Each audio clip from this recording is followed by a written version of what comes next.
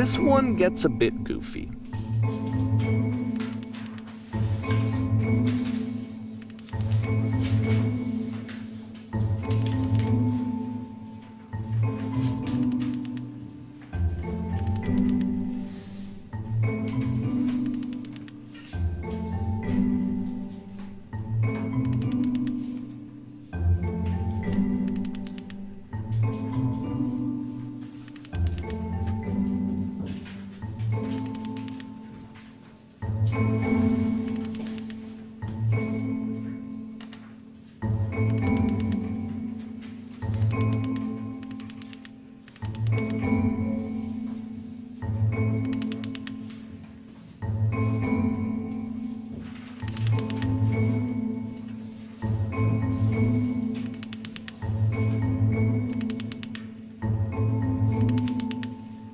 About halfway through the game, the perspective shifts.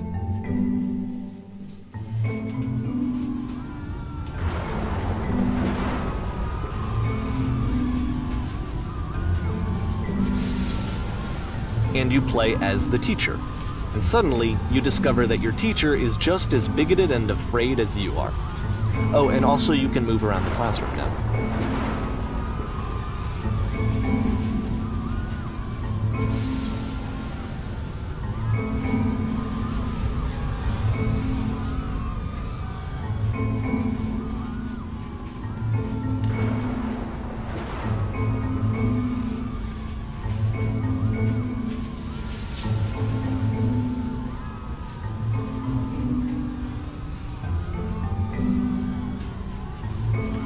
Fell pretty hard for this one. I feel like it's one of the most relatable experiences that you can have. To assume that some other person is perfect and totally fulfilled in every way, and completely miss all of the little flaws that make them painfully human. I think about this game a lot these days.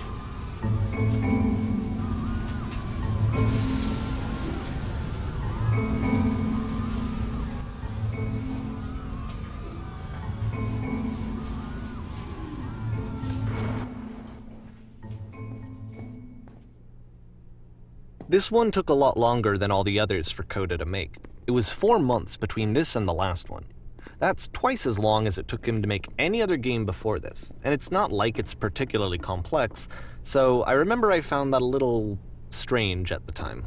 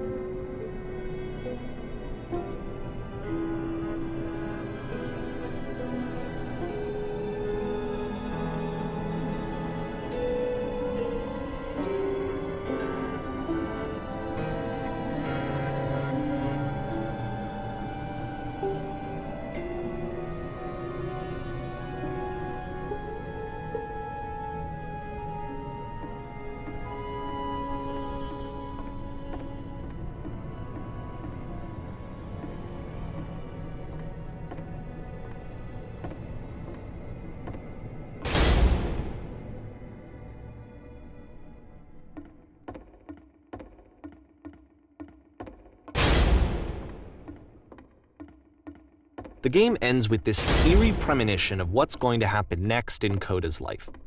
The solution to social anxiety, to fears of having to perform and having to chase success, the answer for Coda is to withdraw, to hide himself away.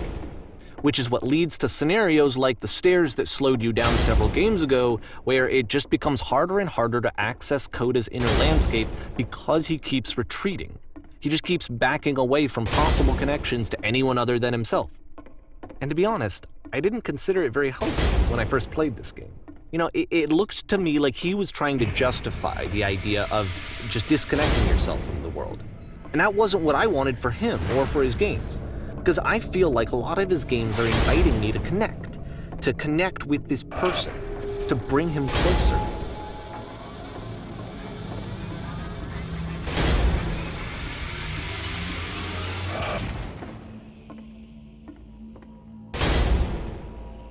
But what can you do? After this, Coda went off and took another 5 months to make a new game.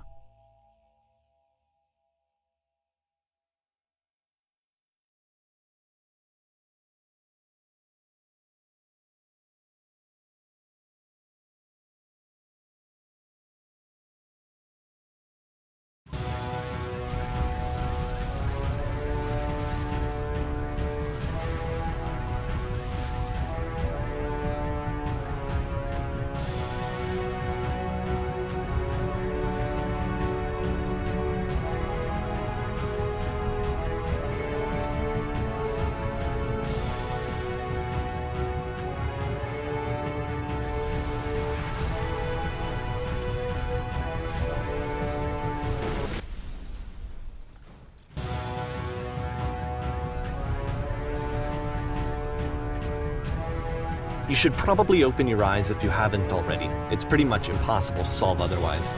And there is a solution, by the way.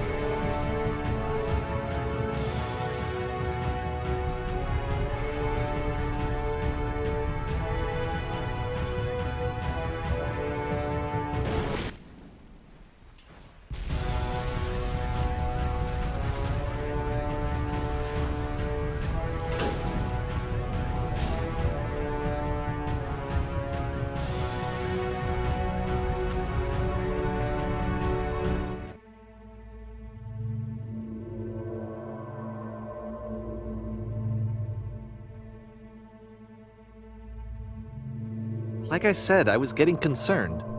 First off, he's never been this explicit in his work about exactly what he's thinking. So where's that coming from?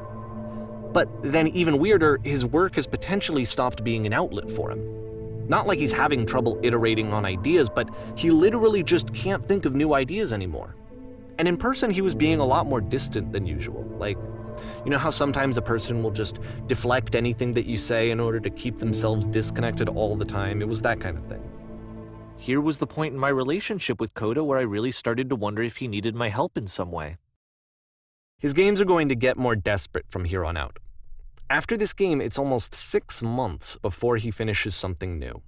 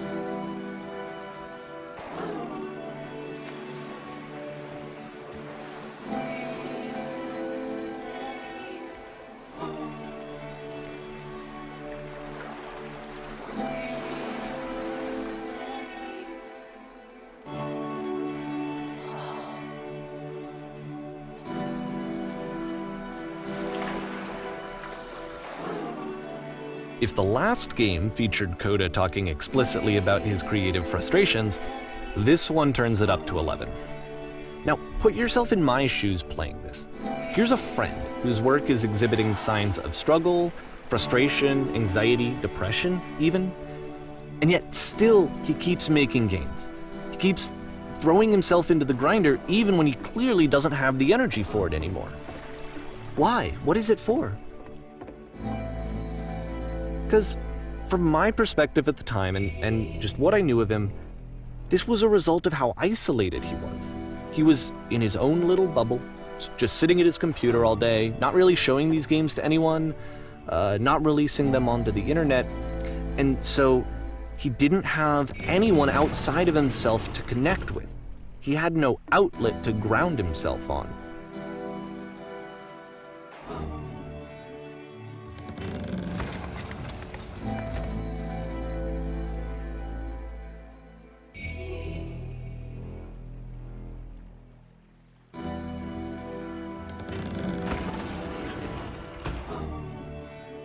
You can't talk yourself out of loneliness.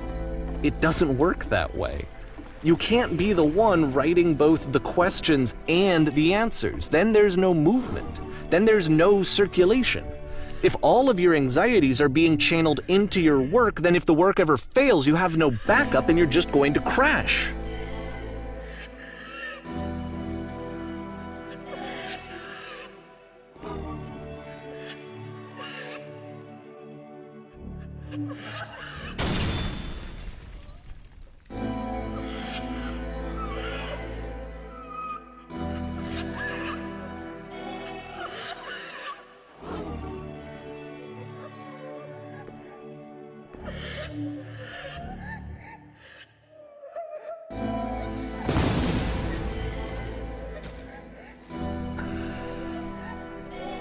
Seeing this game at the time that he made it, it looked really unhealthy to me. I was watching him do this to himself, and I hated it. I hated seeing him so trapped. It's like, video games are not worth this amount of suffering. This is someone I really cared about, and I used to get so much joy out of seeing him create. For him to suddenly become angry and frustrated like this, it was the worst thing for me. I don't know. This is what I felt at the time. I don't know how else to explain it. I wanted it to stop more than anything. I had never felt so rotten. I needed more than I had ever needed anything for this to stop. But it didn't stop. After finishing this one, Coda takes another 7 months and comes up with a new game.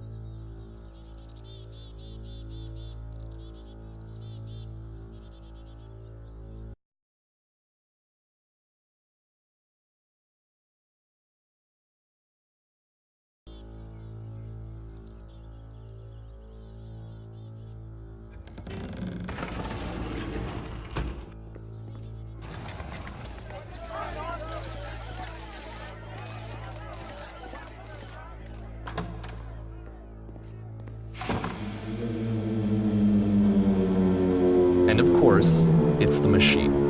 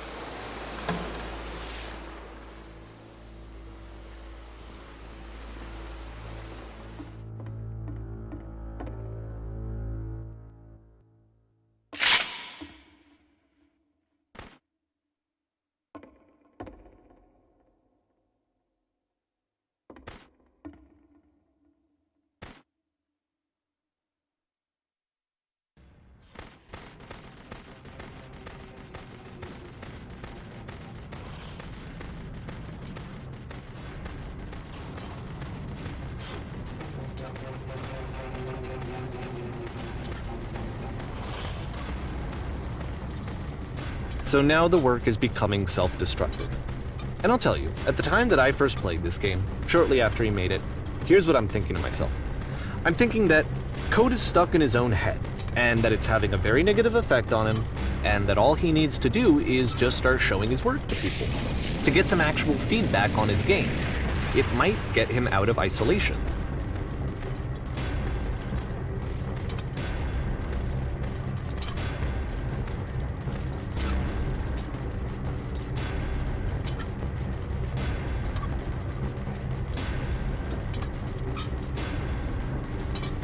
And so, as I'm thinking this, I realize that I could be the one to initiate it.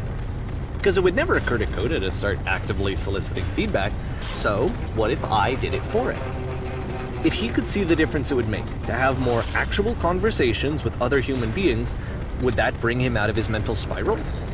Would it give him confidence in himself? Would it bring meaning back into his work?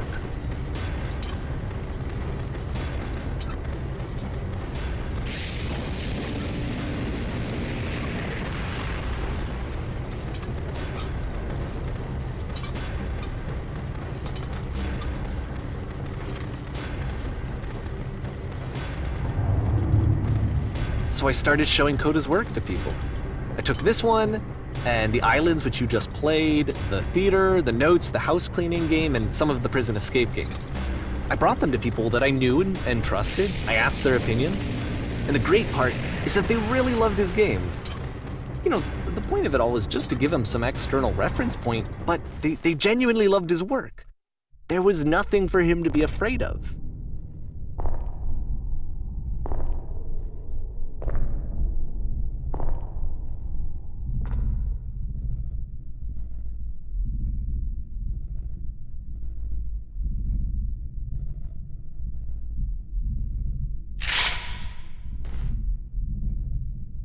Can you see why I felt like this was the right thing to do?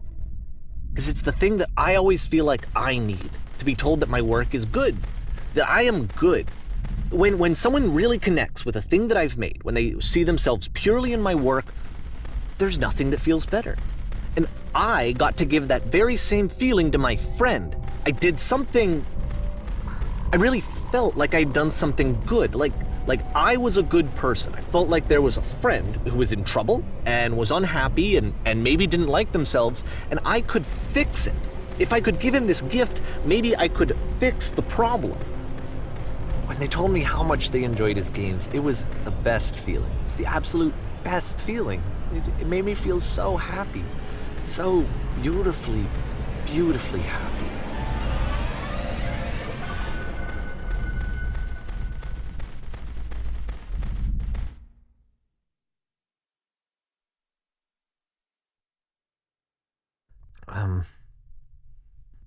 So anyway, Coda finishes this game, and then really he just kind of takes off for a while. So this is June of 2011, and I didn't hear anything from him for several weeks, I guess. And so out of nowhere, one day I get an email, and it's got a private link to a new game of Coda's. This one is called The Tower, and to my knowledge, it's the last game that Coda ever made. So let's take a look.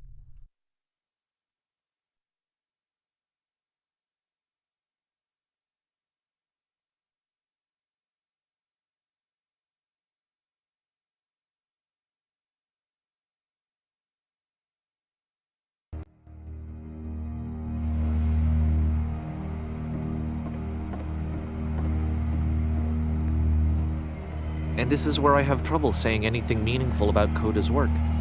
Because more than anything else, the tower just feels distant. It feels like it's trying to distance itself from the world. It's a very cold game.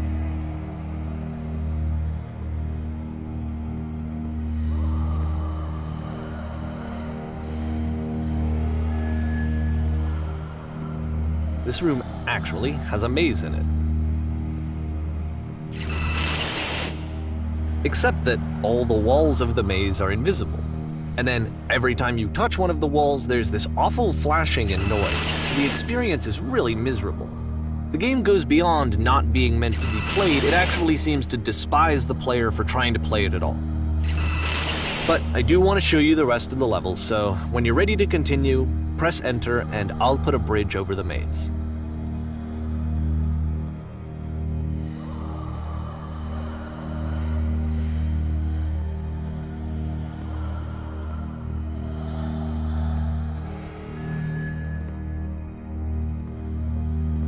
And to be fair, it's not like this is the first game that's needed some modification to be playable.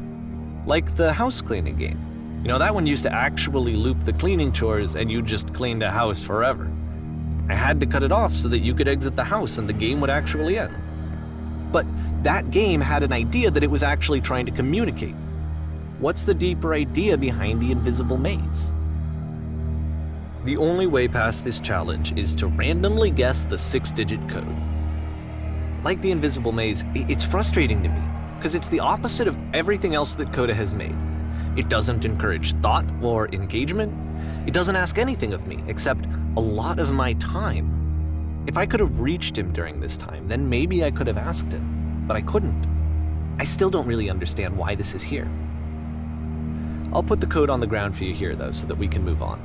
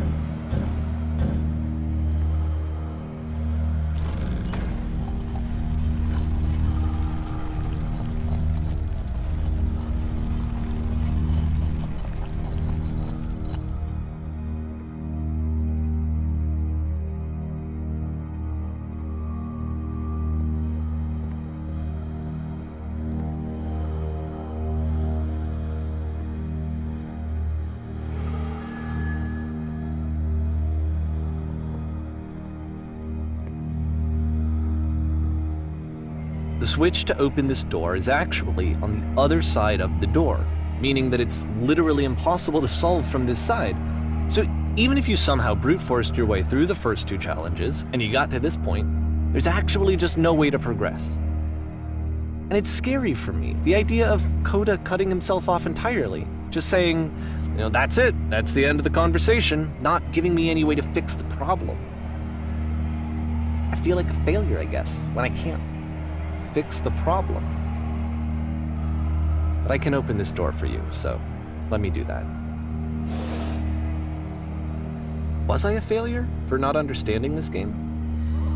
I mean, I don't know why I would be. It's not like everything needs to have a solution, but I feel it somehow. I feel like I failed, and I don't understand why. I remember, it's June of 2011. I'm playing this for the very first time. And as I'm playing, I'm thinking to myself, I don't know this person. I have no idea who this person is. It wasn't the guy I knew, it wasn't my friend. I had come to so many conclusions from looking at all of his work up to this point, and then suddenly none of them... I had been trying to, though. That was the thing. For years I was trying to get to know him, to understand who he actually was and what he stood for. I asked him so many times to please just tell me what his games mean to him. I asked him please to tell me what the 3 dots mean. And he wouldn't.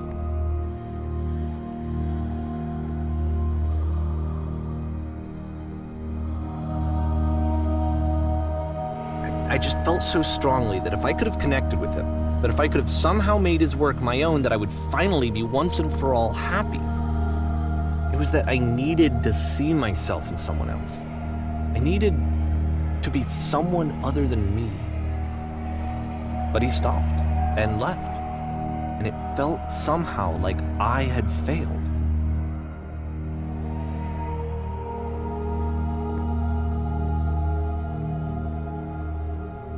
Where did I screw up?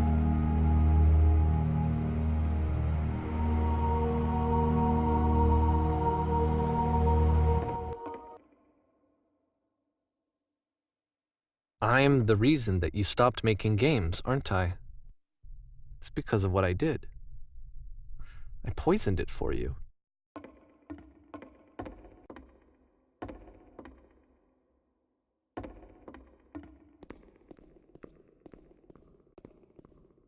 I don't think I ever told you this, but when I took your work and I was showing it to people, it actually felt... it felt as though I were responsible for something important and valuable. And the people who played them, they treated me like I was important. They really listened and cared about what I had to say. Even though I was showing your work, I felt good about myself. Finally, for a moment, while I had that, I liked myself.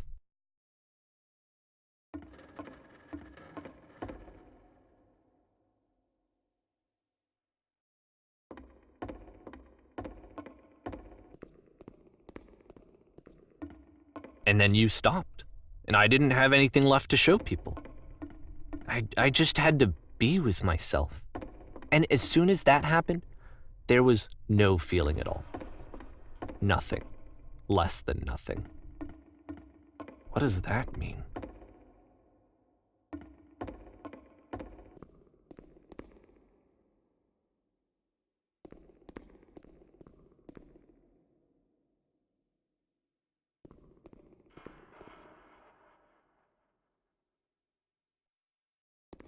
I'm afraid that I did something really stupid because I don't like myself.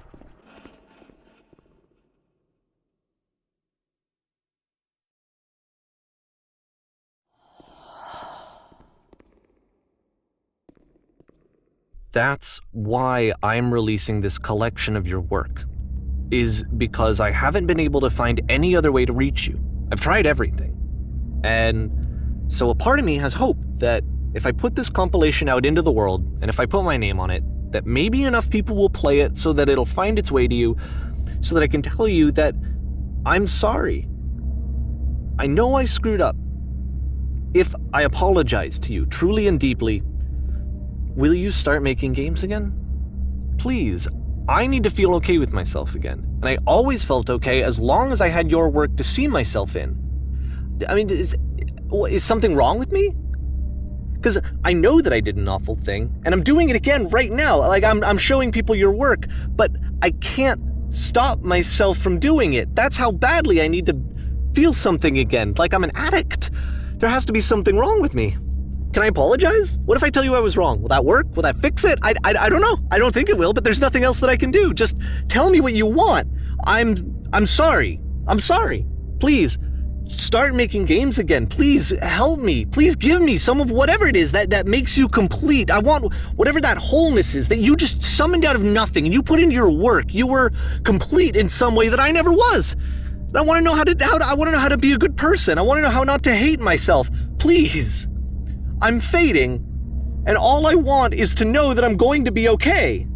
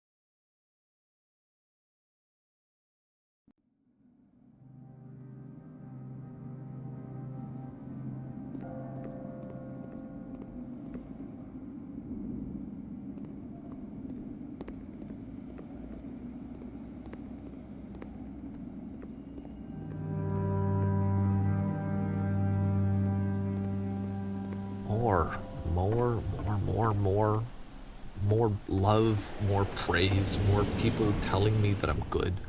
Always more. It's like a disease.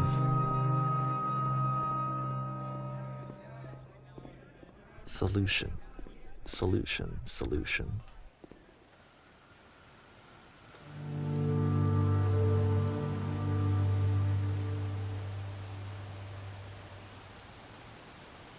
I guess if someone had told me ahead of time that he just really enjoyed making prison games, maybe I wouldn't have thought he was so desperate. I wouldn't have told so many people that he was depressed. Maybe he just likes making prisons.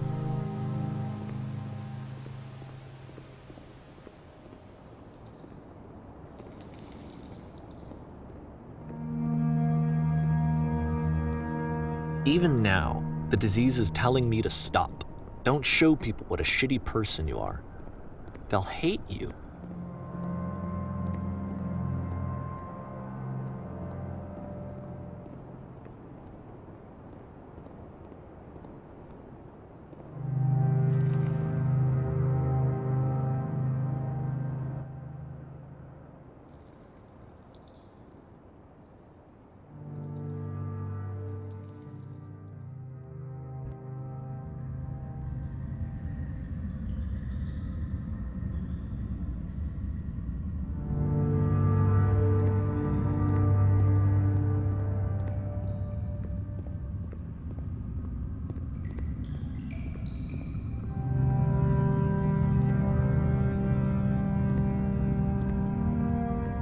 If I knew that my life depended on finding something to be driven by other than validation, what would that even be? It's strange, but the thought of not being driven by external validation is unthinkable. Like, I actually cannot conceive of what that would be like.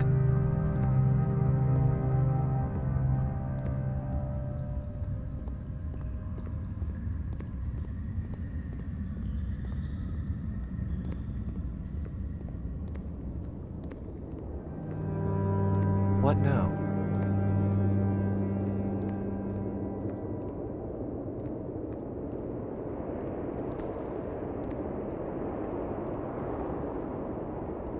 I think I need to go.